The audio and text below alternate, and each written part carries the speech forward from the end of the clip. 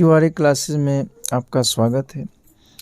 आज आप अलंकार धारणा का विकास का भाग 4 का ऑडियो सुन रहे हैं। पिछले ऑडियो में मैंने बतलाया था, उसके आगे अब जो अलंकार है उसका नाम है समाहित। भामह ने समाहित अलंकार का लक्षण नहीं दिया है।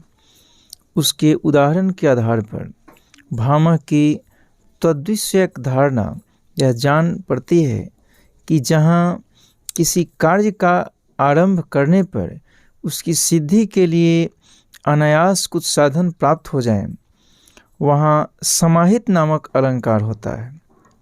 उदाहरण में परशुराम को प्रसन्न करने के लिए जाती हुई छत्रानियों के सामने नारद का दिखाई पड़ जाना उस कार्य की सिद्धि में सहायक के अनायास मिल जाने का द्योतक है। समाहित का स्वरूप भामह की स्वतंत्र उद्भावना है। अगला अलंकार है उदात्त। उदात्त अलंकार के उदाहरण से यह स्पष्ट है कि भामह इसमें व्यक्ति का आश्चर्योत्कर्ष वर्णन अपेक्षित मानते हैं। इस अलंकार के संबंध में अन्य मत का निर्देश करते हुए भामह ने जो उदाहरण दिया है उसमें विभूति का उत्कर्ष वर्णित है। इस प्रकार भामह के मतानुसार व्यक्तित्व की उच्चाशयता तथा ऐश्वर्य के वर्णन में उदात्त अलंकार होता है। भरत के उदार गुण लक्षण के प्राप्त पाठांतर में उदात्त शब्द का उल्लेख है। उदात्त को भरत ने उदार का पर्याय माना है। उदार गुण के कई तत्वों में से एक तत्व दिव्य भाव परित है। इसकी व्याख्या करते हुए अभिनव गुप्त ने मानुषोचित व्यापार का भी दिव्यतया वर्णन उदार का अंग बताया है। यह धारणा आश्चर्योत्कर्ष वर्णन की धारणा से मिलती जुलती है।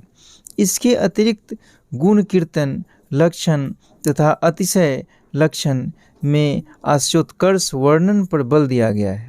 गुण कीर्तन लक्षण में दोष को छिपाकर केवल गुणों का वर्णन वांछनीय माना गया है। अतिशय लक्षण के एक पाठ में यह कहा गया है कि इसमें जन सामान्य में संभव बहुत से गुणों का वर्णन कर विशेष का कथन होता है। स्पष्टतः इन दोनों लक्षणों में व्यक्तित्व के उदात्त गुणों का वर्णन अपेक्षित माना गया है। भामह ने उदात्त अलंकार के संबंध में यही धारणा व्यक्त की है। भामह के अनुसार कुछ लोग वैभव के उत्कर्ष वर्णन में भी उदात्त अलंकार स्वीकार करते हैं। हेमचंद्र ने अपने काव्यानुशासन में भरत की उदात्त गुण विषयक मान्यता उद्धृत करते हुए लिखा है कि अनेक सूक्ष्म विशेषणों से युक्त कथन में भरत उदार गुण मानते हैं। संभव है कि हेमचंद्र ने नाट्यशास्त्र के एक पाठ में प्राप्त उस उदात्त गुण लक्षण को इस रूप में प्रस्तुत किया हो, जिसमें यह कहा गया है कि जहाँ अनेक अर्थ वाले विशेषणों से युक्त सौष्ठवपूर्ण तथा विचित्र अर्थ में कथन हो, वहाँ उदात्त गुण होता है। नाट्यशास्त्र में प्रत्येक गुण लक्षण के एकाधिक पाठ उपलब्ध होने से इस संभावना का भी परिहार नहीं किया जा सकता कि हेमचंद्र के सामने उदात्त गुण की परिभाषा का कोई संप्रति अनुपलब्ध पाठांतर रहा हो जिसमें उक्त धारणा व्यक्त की गई हो। अस्तु हेमचंद्र के कथन को प्रामाणिक मान लेने पर भूत्युत्कर्ष वर्णनगत उदात्त तथा आश्चर्योत्कर्ष वर्णनगत उदात्त इन दोनों अलंकार भेदों का मूल भरत के उदात्त गुण लक्षण में माना जा सकता है। इस प्रकार आश्चर्योत्कर्ष वर्णन की कल्पना उक्त दो लक्षणों एवं उदात्त गुण की धारणा के आधार पर तथा भूत्युत्कर्ष वर्णन की कल्पना उदात्त गुण धारणा के आधार पर मानी जा सकती है। उदात्त का संबंध वर्णन की भंगी से न होकर स्वयं वर्ण से है। भामह ने जिस वक्रोक्ति अलंकार का प्राण माना है उसका आशय या समृद्धि के वर्णन में सार्वत्रिक सद्भाव भी आवश्यक नहीं है। ऐसी स्थिति में उदात्त का अलंकारत्व विवाद मुक्त नहीं माना जा सकता। वक्रोक्तिवादी कुंतक ने उदात्त के आश्चर्योत्कर्ष वर्णन एवं भूत्युत्कर्ष वर्णन दोनों भेदों को अलंकार स्वीकार कर उसके अलंकारत्व का खंडन किया है। संभव है कि भामह ने भी इसे अलंकार के रूप में विशेष महत्व नहीं देने के कारण ही इसका लक्ष्य नहीं दिया हो और केवल उदाहरण का उल्लेख कर ही छुटकारा पा लिया हो। अगला जो अलंकार है वह है श्लिष्ट।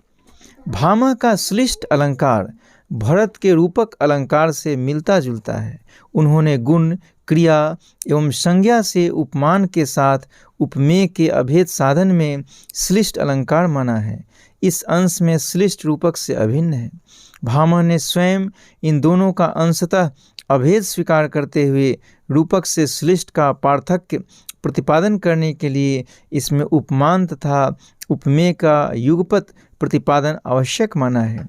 रूपक में भी उपमान के साथ उपमेय का अभेद साधन होता है, किंतु उसमें उपमान तथा उपमेय का पृथक पृथक उल्लेख होता है।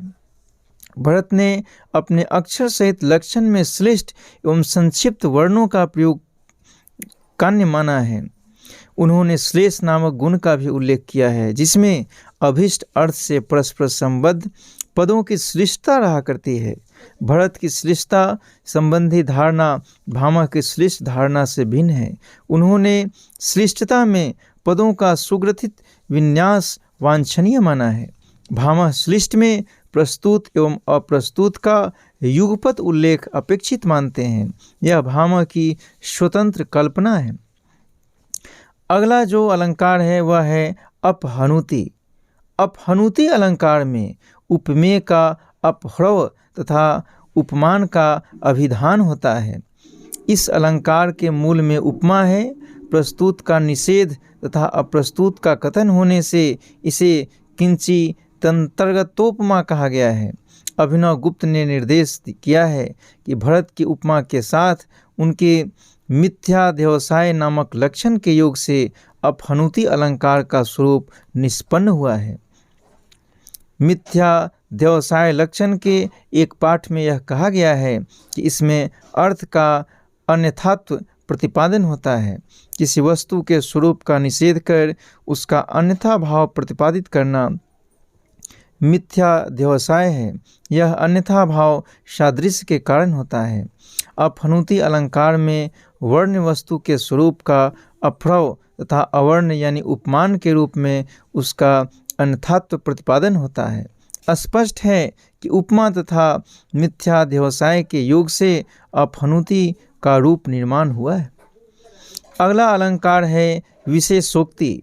भामह के अनुसार जहाँ किसी वस्तु के एक गुण की हानि होने पर विशेषता के अभिधान के लिए गुणांतर का सद्भाव दिखाया जाता हो, वहाँ विशेषोक्ति अलंकार होता है। प्रस्तुत अलंकार का स्वरूप भामह की स्वतंत्र उद्भावना है। अगला अलंकार होता है विरोध। प्रस्तुत अलंकार में वर्णन के वैशिष्ट के लिए गुण या क्रिया के विरोधी अन्य क्रिया का कथन होता है। यह विरोध स्थिति के अनुरोध से उत्पन्न होकर उक्ति में चमत्कार लाता है। चंद्रमा की शीतल किरणों का तापदायक होना विशेष स्थिति में असिद्ध नहीं है। अतः विरोध अलंकार में विरुद्ध क्रिया का कथन आपाततः ही विरोधी लगता है। परिस्थिति के अनुरोध से विरोध का समन हो जाने से विरोध तात्विक नहीं रह जाता। भरत ने प्राप्त दोषों के समन में उपपत्ति लक्षण स्वीकार किया है। विरोधालंकार में भी विरुद्ध क्रिया कथन से प्राप्त विरुद्धत्व दोष का समन हो जाने पर ही भावक के चित्त में चमत्कार की सृष्टि होती है। स्पष्ट है कि भरत की उक्त लक्षण धारणा का तत्व लेकर ही भामह ने प्रस्तुत अलंकार का सृजन किया है। उसके बाद अलंकार होता है तुल्य योगिता। प्रस्तुत अलंकार में भामह के अनुसार न्यून वस्तु की विशिष्ट वस्तु के साथ गुण की समता की विवक्षा से दोनों में समान कार्यकारित्व वर्णित होता है। उदाहरण में किसी राजा का शेषनाग तथा हिमालय के साथ गुण साम्य प्रतिपादन के लिए तीनों को महान, गुरु तथा स्थिर कहा गया है। तीनों में मर्यादाबद्ध पृथ्वी के धारण के तुल्य क्रिया का उल्लेख हुआ है। अभिनव गुप्त के मतानुसार अलंकार के साथ सिद्धि लक्षण का योग होने से तुल्य योगिता अलंकार की सृष्टि हुई है। इस लक्षण में बहुत सी प्रसिद्ध वस्तुओं के बीच और प्रसिद्ध वस्तुओं को अर्थात बहुत से उपमानों के बीच वर्ण वस्तुओं को रखकर उनमें साधारणता की सिद्धि होती है। तुल्य योगिता अलंकार में भी न्यून का अर्थात उपमेय का तुल्य क्रिया कथन से विशिष्ट वस्तु के साथ गुण का साम्य प्रतिपादित होता है। अतः तुल्य योगिता अलंकार तथा सिद्धि लक्षण में कोई तात्विक भेद नहीं। तुल्य कार्य क्रिया योग का तत्व दीपक अलंकार से लिया गया है। उपमेय तथा उपमान का सादृश्य इस अलंकार का मूल है। भामह की तुल्य योगिता में भरत के गुणानुवाद लक्षण तथा प्रशंसोपमा का भी तत्व मिला है। गुणानुवाद में परिमित की उत्कृष्ट के साथ उपमा होती है। प्रशंसोपमा में भी उपमान प्रशस्त होता है, उपमेयहीन। भामह ने तुल्य योगिता का उद्देश्य न्यून का विशिष्ट के साथ साधारण्य साधन स्वीकार किया है। भामह इस अलंकार के स्वरूप निर्धारण में सिद्धि तथा गुणानुवाद लक्षण के साथ साथ दीपक तथा प्रशंसोपमा के स्वरूप से भी प्रभावी जान पड़ते हैं। इसके बाद का अलंकार है अप्रस्तुत प्रशंसा। जहाँ वर्ण वस्तु को छोड़ केवल अप्रस्तुत का वर्णन होता है, वहाँ अप्रस्तुत प्रशंसा अलंकार माना गया है। अप्रस्तुत के वर्णन से ही सादृश्य के कारण प्रस्तुत की प्रतीति हो जाती है। इस अलंकार को लक्ष्य कर अभिनव ने कहा है कि भरत के अलंकार के साथ मनोरथ लक्षण के योग से इसकी उत्पत्ति हुई है। मनोरथ लक्षण में भरत के अनुसार कवि अन्य वस्तु के वर्णन के द्वारा अपना हृदयस्थ भाव सुलिष्ट रूप में प्रस्तुत कर देता है। इस प्रकार दोनों की प्रकृति अभिन्न है। भरत के प्रोत्साहन लक्षण की परिभाषा में भी अप्रस्तुत प्रशंसा अलंकार के तत्व प्राप्त होते हैं। उसमें भी उपमान का आश्रय लेकर वस्तु वर्णन होता है। अभिनव ने प्रोत्साहन लक्षण के उदाहरण की व्याख्या के क्रम में कहा है कि अप्रस्तुत प्रशंसा में प्रोत्साहन से ही वह चित्र का आधान होता है। अतः यह मानना युक्ति संगत होगा कि अप्रस्तुत प्रशंसा अलंकार के स्वरूप संगठन में मनोरथ एवं प्रोत्साहन लक्षणों का योग है। इसके बाद का जो अलंकार है वह है व्याज स्तुति। व्याज स्तुति में भामह के अनुसार निंदा मुखेन स्तुति की जाती है। आपाततः की जाने वाली निंदा से परिणामतः प्रशंसा की व्यंजना इसमें होती है। इस अलंकार की परिभाषा में भामह ने कहा है कि जहाँ कवि किसी प्रस्तुत के गुणाधिक्य का वर्णन कर उसके साथ प्रस्तुत की समता दिखाने के क्रम में आपाततः उस प्रस्तुत की निंदा करता है, वहाँ व्याज स्तुति अलंकार होता है। निंदा के ब्याज से स्तुति होने के कारण प्रस्तुत अलंकार की संज्ञा अन्यवर्था है। नाट्य शास्त्र के कपट लक्षण के प्राप्त दूसरे पाठ में दोष कीर्तन के ब्याज से गुण के प्रकटीकरण को गढ़न लक्षण कहा गया है। यह धारणा व्याज स्तुति की धारणा से बहुत मिलती जुलती है। प्रिय लक्षण में आरंभ में क्रोध जनन तथा परिणाम में हर्षवर्धन पर बल दिया गया है। इस लक्षण का प्रभाव उक्त अलंकार के प्रभाव से अभिन्न है। आपाततः की जाने वाली निंदा आरंभ में क्रोध जनन का हेतु होती है, परिणाम में स्तुति की व्यंजना होने से हर्ष का संवर्धन होता है। इस प्रकार कपट तथा प्रिय लक्षणों की धारणा के आधार पर व्याज स्तुति अलंकार के स्वरूप का निर्माण किया गया है। अगला अलंकार है निदर्शना।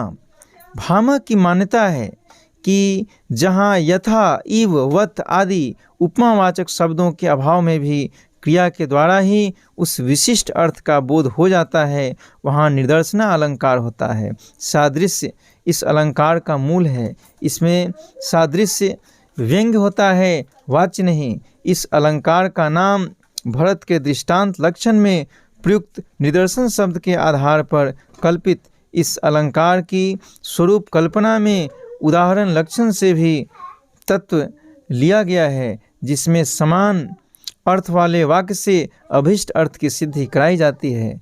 दृष्टांत तथा उदाहरण लक्षणों के साथ किंचित सदृशी उपमा के योग से निदर्शना का स्वरूप विन्यास हुआ है। आशा करते हैं यह ऑडियो आपको पसंद आई होगी। इसका अगला भाग हम तुरंत लाएंगे। तब तक के लिए आपको बहुत बहुत धन्यवाद।